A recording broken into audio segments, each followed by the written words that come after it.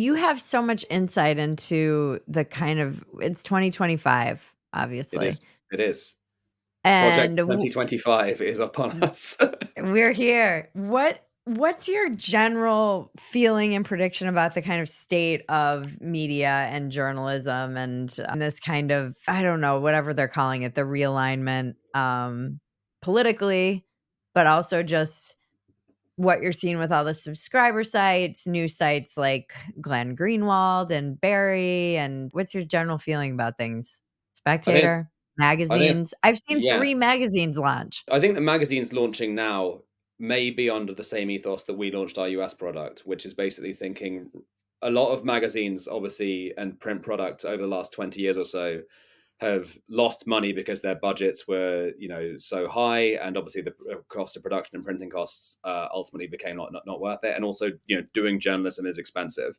And I say that, producing content and blogging and writing opinions and columns is cheap, but then actually spending resources on investigations, interviews, your legal bill, the money to get you in trouble, right? That's what kind of costs money. But then for print publications launching now, I think one of the reasons that we did it was almost as a sort of novelty, but then also a sense that I don't think we were that convinced that many people would pay for a purely online product. And that is, I think, a change over the last 5 years, is that there's been more of a willingness to pay for, a premium Substack, or to pay for a digital-only subscription to a website. Like, obviously, I think the New York Times did insane numbers throughout the Trump administration, and a lot of those subscriptions are digital only.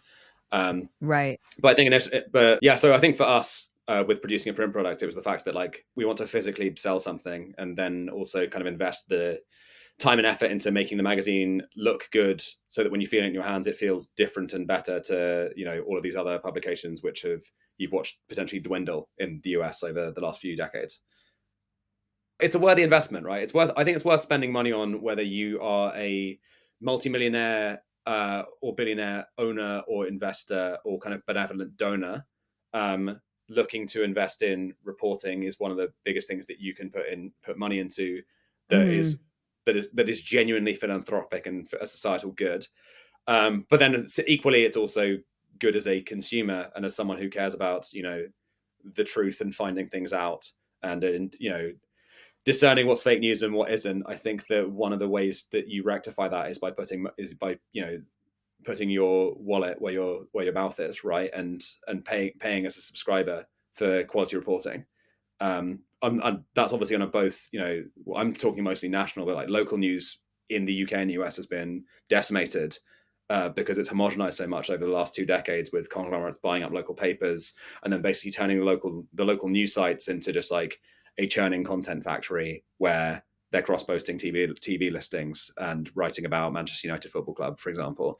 Whereas ultimately that means that you're seeing less local reporting in, the United Kingdom and the United States, and that's a consequence of the kind of media ownership model that ultimately I don't think has really worked for them, because you don't keep those readers if you stop satisfying their need for local news. So, Right.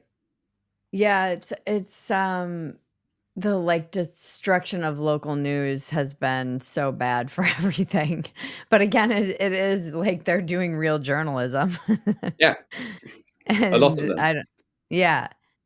Yeah, I don't know, it's weird, like, I know Playboy, where I came from, they're launching, like, a new one time a year magazine they're trying to come back, and then Mhm.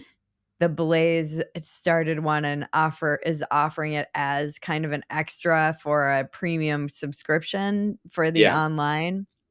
So this is something else I'm seeing for print, and then, yeah, it's been it's been weird to be kind of at the forefront of a lot of the new media, that still keeps it's still kind of this wave that keeps rolling, like the new Rumble, the new Patreon, all of these things. I've jumped from platform to platform, and I know a lot of people have subscriber fatigue. I can see that always at the beginning of every year now, which is really funny. It's like the same way that people are like, I'm, getting control of my budget and canceling all these subscriptions. And it's mhm. always like at the beginning of the year. I don't know if you see that too, but it's just the, like, "I'm gonna get my life together."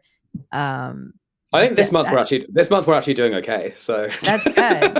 yeah. Yeah, I don't I always I don't know, I just don't know how it's just I hear a lot of, like, "Is it sustainable?" And now it feels so fractured, and I don't know, it's very I don't and, like, now we are all the media, Matt, didn't you know?